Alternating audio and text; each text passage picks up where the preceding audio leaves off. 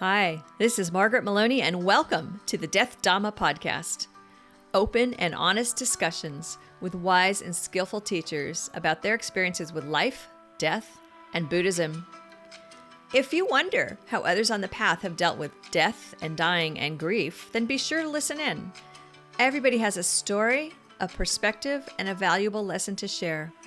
Embrace death, live a full life, and learn how to love impermanence. Because as my dear father used to say, nobody gets out of this alive.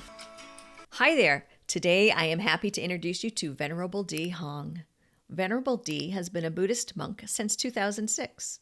He currently teaches Buddhist psychology at University of the West, and he is one of 3 founding members of a nonprofit called the Engaged Buddhist Alliance, where he has found his calling, teaching the Dharma to our incarcerated men and women.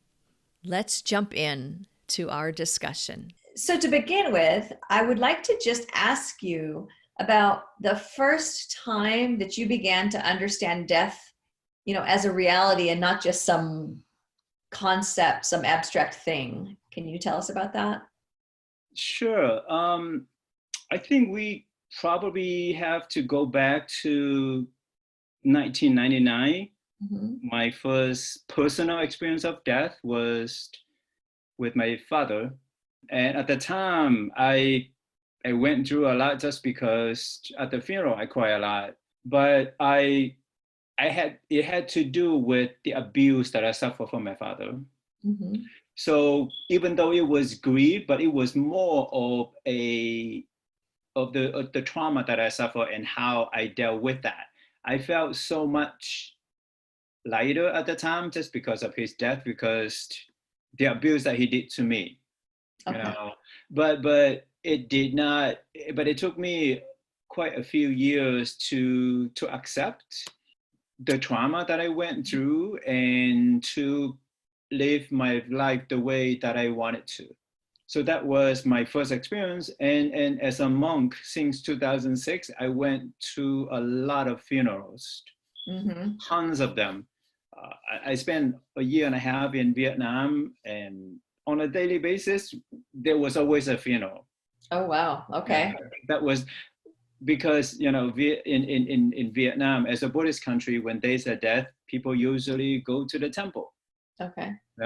And also, so my experience with death, and also in California, I also went to a lot of funerals. Mm-hmm. Some were from strangers, but some of the people I know. So but it wasn't until 2014 when my mom was diagnosed with cancer. Mm-hmm. And I wasn't prepared, but I said, wow, this is real. That she could die. Mm-hmm. This is the person that I was close to. Yeah. Who gave birth to me. So that was not an abstract, that was happening. Yeah, so I guess I could say that it was 2014. Okay. And I'm just going to ask a follow-on, because we're talking right now in 2020, which is going to be an important year in the history books, right? And we're in the midst of the pandemic. And I know, from our other communications, that you have been presiding over some funerals now too. For some reason this year, I know a lot of people personally who experienced death in their family. Mm-hmm. Help them to prepare to what to do, after the death of their loved ones. Mm-hmm. But there was actually I had a student, I think in April or May, whose grandfather was passing away, and mm-hmm. he didn't know what to do. So I told him to tell his grandfather to focus on the breath. Okay. Until, he would notice light. That's from my training and from what I've been reading in the Buddhist text. Okay. And also I had 2 closest friends whose adult son passed away. One was 35, one was 49. Mm-hmm. And the one with the 35-year-old guy was hard because he mentally, he was clear. He was able to see everything, but his body was just deteriorating, from all the infections of his liver transplant. And one thing that I did, and this, I would tell this to people in general too, is when we have to be with the person that we loved, like explaining them what to focus on. And I would say, most importantly is to focus on the breath. Okay. And that's for like advice that we should give to someone who is dying, or also for those of us who are watching someone die? It's usually for someone who is dying. Okay. Because with death, people could freak out. Yeah. So in order for them, and because of the physical pain, people could freak out, people could be screaming, they were in so much pain. But it would be helpful to give them something to focus on, bring their mind to pay attention to. And do you mind if I ask if you will explain to us, why is it important? Because, so you're a Buddhist monk, so you're the perfect person to ask this for. If I'm dying, why is it important that I don't freak out? Why would you want me to be calm if I'm the dying person? Well, because it is hard for everyone, even for the surviving members. We all have to be able to stay calm to take care of the dying person. And for the dying person, according to a lot of advice that I have read, from basically taking care of the dying, is to make sure that the person who is dying is to be calm and peaceful. Okay. Because at that stage, if the person could be angry or afraid, then the next transition, I guess, because from the Buddhist perspective now, we believe in the next rebirth, in the next life. So if one is dying with the mindset of being angry, then this person would not be born next life as a human. He or she would be in the lower three realms, which is animal, hungry ghosts, or hell. Okay. So it is at more, but even if you are not a Buddhist, it's at most important to keep the mind of the dying to be calm and to be at peace. Thank you. So, now as you've gone through some deaths, the first one you mentioned that was the first one that really hit you, your father, learning about your mother's cancer in 2014. And ultimately, as we know from other discussion, ultimately she dies from her cancer. So when you first were learning about these things, how did it hit you? Did you deny it, or kind of get angry, or rebel, or ignore it? What was your first response? Going back to 2014, when I was told that my mom was having cancer, I accepted for what it was, but it did not really hit me until 2016, when she was told that she only had a few months to live because, after the immunotherapy, before that, they removed the tumor, and she still, the cancer spread throughout her body. Yes. So we were told by the doctors that, be prepared. And that's when it hit me. But I wasn't shocked. I wasn't angry. I was calmly and fully accepted as that this is happening. This is real. And just so that we can focus on the things that we had to do at the time.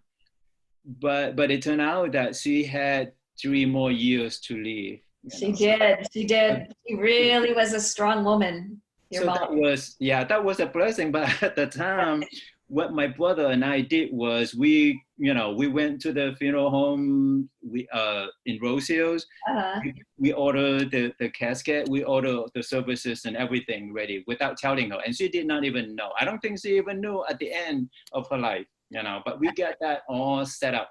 When you go through something like that where, so your mom, she did live 3 years longer than they said. Does that make you forget that she's dying? Or can you, if you don't mind, can you tell us a little bit about what is that like? I mean, in theory, I want us to all understand that we are dying and that everyone is dying ultimately, right? But you were living with, your mom was dying and then she was outliving the expectations, which is wonderful. But what does that feel like for you? I don't want to say that I was happy, but I was grateful. Yes. That she was able to continue, even with immunotherapy as well. Mm-hmm.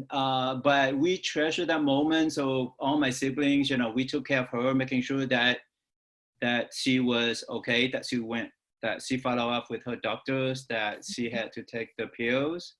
And I was living with her. I didn't get upset, but I was very grateful that she was able to have almost 3 more years. Mm-hmm. And there were 2 times, this is what happened, there were 2 times that she fell in the house. Okay. And thank goodness that I was at home in both times. it was scary. Not scary in a way that she would die, but like, how do you lift her up? Yes. But it was. But I'm glad that usually I wasn't home. But I'm glad. I'm so glad now, thinking back, that I was home to be able to help her to get up. Yes, and that is quite fortunate, because she could have been very uncomfortable until you came home, or she could die. Somebody came over, or that could have been how she died. And I mean, I think most of us, I want to say all of us, but most of us, we have feelings about how we want our loved ones to die, and that we want them to have a good death, right? Correct. Yeah, you've had these experiences, with your dad, your mom. When you were in Vietnam, the funerals every day, and the current situation. Do you feel like each grief is a little bit different, or it's the same? What do you think about the grieving processes that you've gone through? Oh, it's different for everyone, and it's different each time. Okay. For my father, the grief that I went through was the trauma that I suffered for decades, that I did not know how to process, that I could not let go, and the fact that I suppressed so much of it that I held a lot of resentment, and it took me years to flush that out of my system, or my head, my body. Sure. But for my mom, it was different. I was able to deal with it. Okay. In a peaceful and calm manner without freaking out. If you ask me to say how I grieve at the time, I guess I may be jumping ahead of your question. I would love to hear that. Thank you. After she passed, of course, I came home because I lived with her. So then I was alone. Of course, I still live by myself. Mm-hmm. There were times, quite often, I felt a sense of lost. Mm-hmm. I feel like even lost, like not lost in the street, but like, okay, who do I have to depend on or rely on now? Mm-hmm. Who would, the person who loved me unconditionally is now gone, mm-hmm. And like, ooh, this is what I meant by lost. Yes. And I also felt empty, quite empty, and also sad. But the first few months, I would say that my emotion was quite raw, meaning that I could cry easily. My tears would come out. Uh-huh. One time, I think 2 weeks after her death, I went to school. We had this circle what do you call the It was council, the circle. council. Uh-huh. Yeah, and I didn't know these people. There were like 12 other people. I only knew a couple, and boom, when they said, "Oh, what was suffering for you?" Boom, I I said, "Well, my mom just lost," and then my tears just came out. I just couldn't hold it, and I think this is a good. Your tears come out as they are instead of hiding or suppressing your tears. Your Oh, good emotions. for you. Because I can remember walking around after the death of my family and just thinking, don't ask me, don't ask me, don't ask me. Because if anybody said anything, I would know. And I didn't want to cry and I needed to cry. And so Correct. I admire you for just saying that you were able to cry and that we should cry. Because then what happened after suppressing crying for so long, when I needed to cry, I couldn't cry. I was like broken. Like I would start crying and then I would just stop and I was like, come on. And then my body and my mind were just like, nope, this is where you stop. And that was not good. I know it wasn't good. And, I think that so I really appreciate what you're saying, like that each death is a little different and so each grief is different. Mm-hmm. And there is that thing when our parents are gone, since you and I, both of us, both our parents are gone. When our parents are gone, there's this weird feeling, you mentioned like who's that loss of like, who's going to love me unconditionally. And I Yeah. remember kind of feeling like, wow, now I'm really an orphan. Yeah. I'm a grown woman, I could have had kids that are grown-ups. I don't, but I'm old enough that could be true. And yet when my parents were gone, I was like, I'm an orphan now. And it's like, you go back to being like 5 years old or something. It's a very Correct. strange feeling. Yeah. Yeah. I just don't like that feeling, but we have to go through it. Every one of us, we all have to go through it. There's no avoiding it. Yeah. I mean, which is greater suffering, to turn it off or to process it, right? Yeah, is to process it. Like for me, if I were to, say, is to just face it, like to be aware of it and let it rise and allow it and just face it, head on, Mm-hmm. and just say whatever that it is in your mind. And this is how, to me, how you express grief, how you show grief, or how you show that this is what you're going through. Yeah, absolutely. Now, is there anything about the process of death, dying, or grieving that surprised you about your own experience? Was there anything that you're like, wow, that was a surprise? Well, I don't think that I was surprised, but I think that I went through it pretty calm and peaceful, that I was able to deal with it and manage it.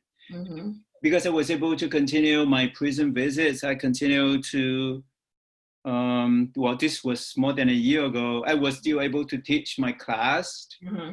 So I guess I'm surprised that I'm able to go through it, because some of my friends, Mm-hmm. they lost their family.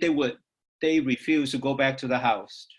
Ah. They get rid of the house. They didn't want to deal with it. They moved to a different location. But my mom lived in my house. I mean, where else am I going to go?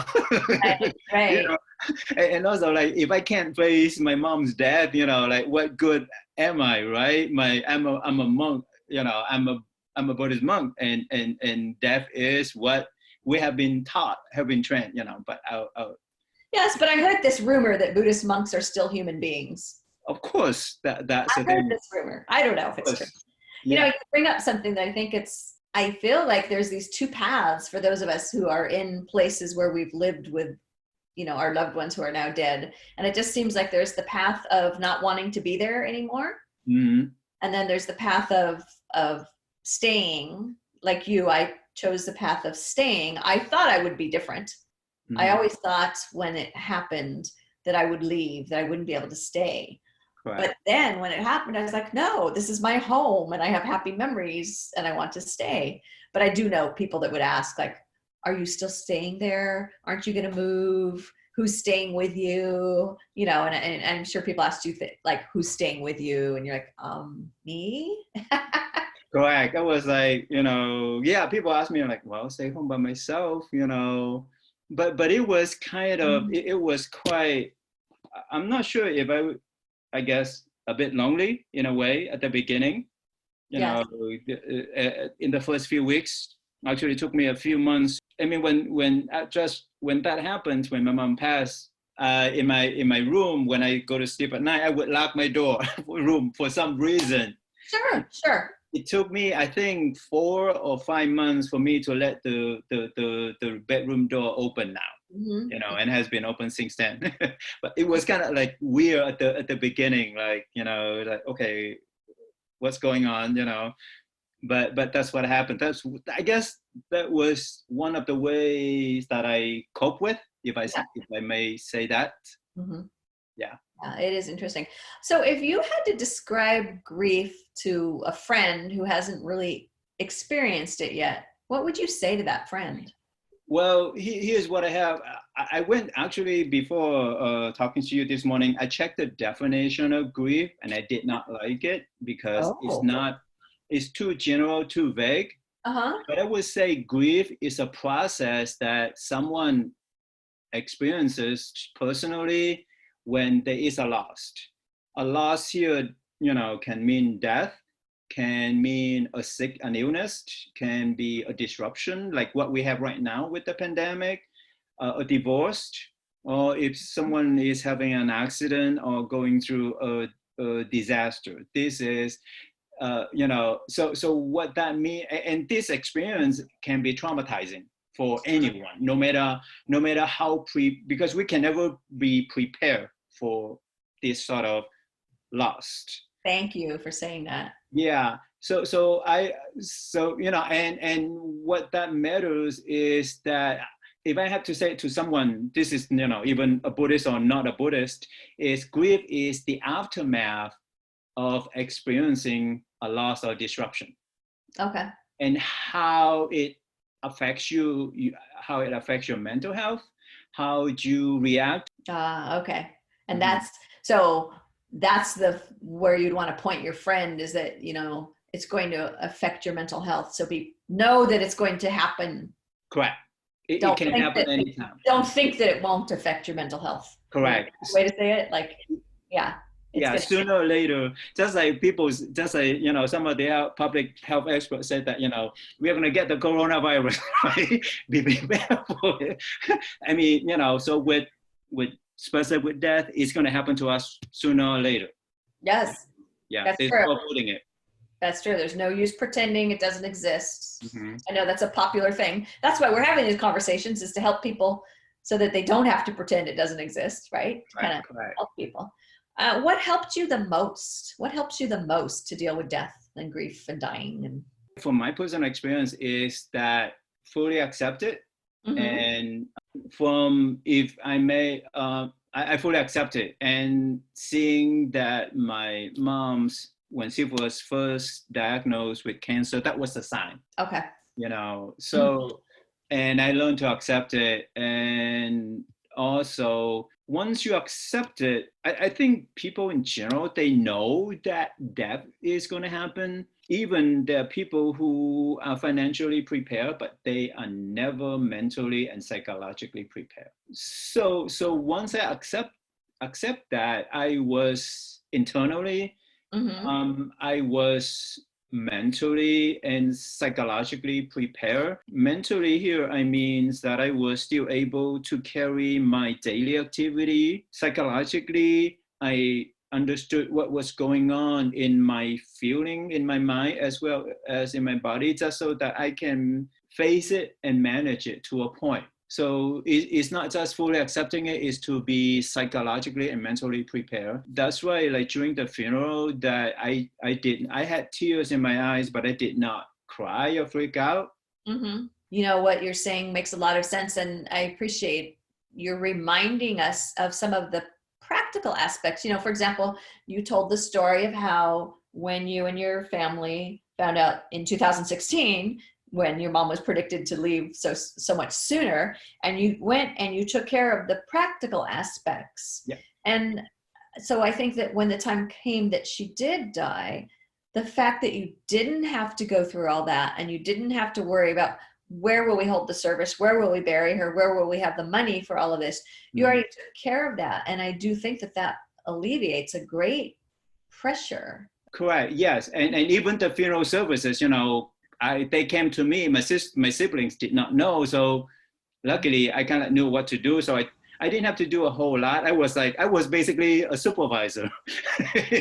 Right. And I kind of told them what to do. So they were also grieving, but they were kept busy for the service and for the 7 weeks of services. Yeah. Yes. And I think that there is something that helps too, that's the busyness, the business aspect of death, that's kind of helpful for us to have some things to do. And I remember when you were talking to me at the time that there were things that your sisters were doing, and there were some parts of the ceremony where your nephews and nieces did something to honor your mother. And those were all very helpful things, definitely. And it gave everyone a part to say goodbye. Right. And also, I think it also helps kind of teach us this is real. So like, I'm thinking of the grandchildren, they're young, even though some of your grandchildren are not your grandchildren, your nephews and nieces, some of them are already in their 20s, but some of them also not.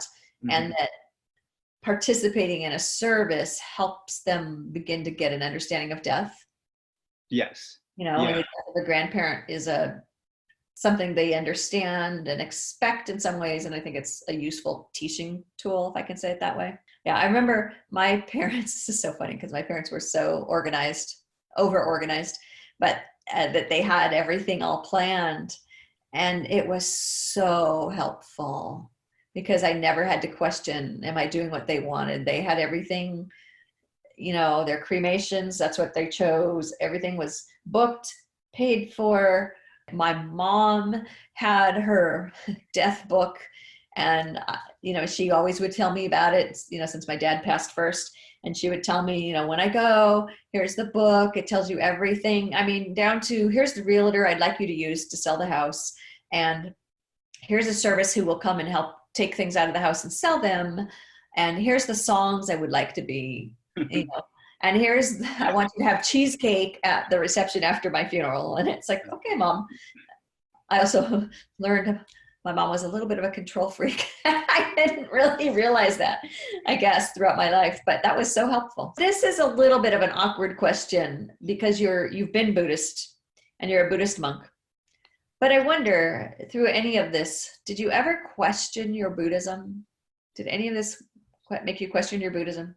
No, I never questioned my faith. This is the path. I never question. Never, not even a doubt. Okay. Mm-hmm. And what parts of your Buddhist practice were the most helpful? My meditation practice, even though, as you know, at the beginning of my monastic life, I was in Pure Land, so all we did was chanting and chanting. Uh-huh. But my meditation practice allowed me to recognize, accept my feeling as it came up, mm-hmm. and let it pass. Yes, so absolutely. Yeah, it was helpful. Was there a specific teacher or teaching or a way of meditating or passage that helped you?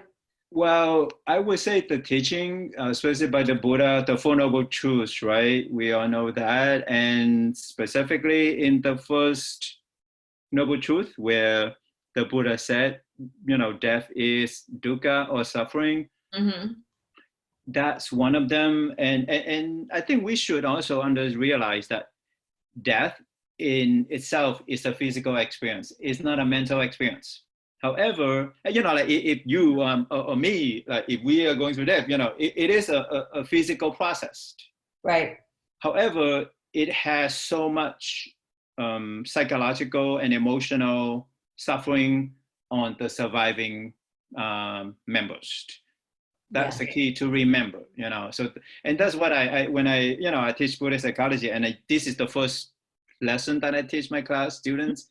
I said, know that death is a physical process, but how the effects of death on the surviving members. So that was one of them. The other thing that I was also ordained in the Theravada tradition, and they do have the 5 daily recollections. Mm-hmm. And I'm going to read it to you now. That would be great. Is that I am of a nature to die. I cannot avoid death, or we are of a nature to die. We cannot avoid death. Mm-hmm. And this is in the monastic, actually it's not just in the Theravada tradition, but it's also in the Mahayana traditions. We mm-hmm. are also taught that death, be prepared for it. So these two right here really help me, and I constantly contemplate on that on a daily basis. Okay. I recall chanting that on retreat also and more. And that is a really perfect phrase for us to walk around with. I am of the nature to die. We are of the nature to die. Yeah. Right? And cannot avoid death. Mm-hmm. Yeah. I find that actually to be really helpful in a lot of ways. What do you think? Yeah. It makes us think. It allows us, for people who really practice and contemplate to recognize that, hey, we could die anytime. We need to pay attention to what's going on right now with us. We need to spend time with our loved ones mm-hmm. instead of, doing something else for others or for ourselves, or taking care of ourselves, of our health, of our mental health and physical health. What else would you like others to know? What would you like to share to help others? Well, this is for the public, for people, whether or not you're a Buddhist mm-hmm. or not. I think to fully accept death as part of a human experience. I think the issue I'm not judging, but what I noticed is that in America, we know that, death is part of us, but we say it just like, oh, hello, but we never contemplate on it. We are never prepared for it. And when it hit hard. And most people end up having depression. Okay. But my suggestion or my advice is that this is for everyone, is to fully accept death as part of the human experience that we all have to go through. Mm-hmm. This is what I have. What I say, for every birth, it is accompanied by death. Right? No avoiding it, is there? Yeah. Only science fiction movies. Right. And then it never goes well. Yeah. Right. That's my motto, But I would say, when we fully accept it, then, we can be mentally and psychologically prepared. Yeah. What that means is that we can still go on, continue to live our life productively and focus on what is important. And if the feelings of loss or emptiness or sadness, mm-hmm. If they come up, recognize them and face it, instead of sitting there or allow it, because there's no one's going to pity us, right? Right. So because we have to move on. We don't have a choice. There's only one choice, is to continue to live our life, productively. That is so helpful. Thank you. Sometimes I call that death as a life coach, right? Because if you really remember you're going to die, then my hope is that then I guess only speak for myself here, is that then I will do a better job with living. I would say, like, even from the Buddha, they are like signs that death is near us, right? Aging. Yeah. Like what I tell people, even inside the prisons, is that, and they laugh at me, is that, when you celebrate birthday, you're 1 year closer to the casket. I mean, go ahead, celebrate, but don't forget, I told them I would remind my very, very close friends, because I don't want to offend people, but hey, you are 1 year closer than the casket, Yes. Aging, gray hair, we lose our teeth, our skin is, wrinkled. Mm-hmm. These are the signs. So, there's no avoiding, there's no escape, even if you were in your 20s or 30s, yes, it could happen. Yes. Anytime when it happened to us. Yeah. And I appreciate you say that, because I don't think the purpose is to not be sad. Maybe there are some people who are, in such a high state that they're able to not be sad. Mm-hmm. But I'm not in that state. And so I know that I'm going to be sad when people I care about die, but I'm not going to be surprised. Thank you so much. I really appreciate you being so open and honest. Thank you. Thanks for having me. This has been the Death Dhamma Podcast with Margaret Meloni. Thank you for being here. Your reviews and comments are greatly appreciated. And please come find me on margaretmeloni.com. MargaretMeloni.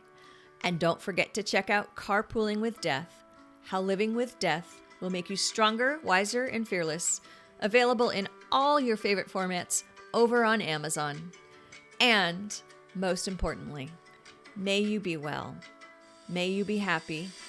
May you be safe, at ease, and free from suffering. Bye for now.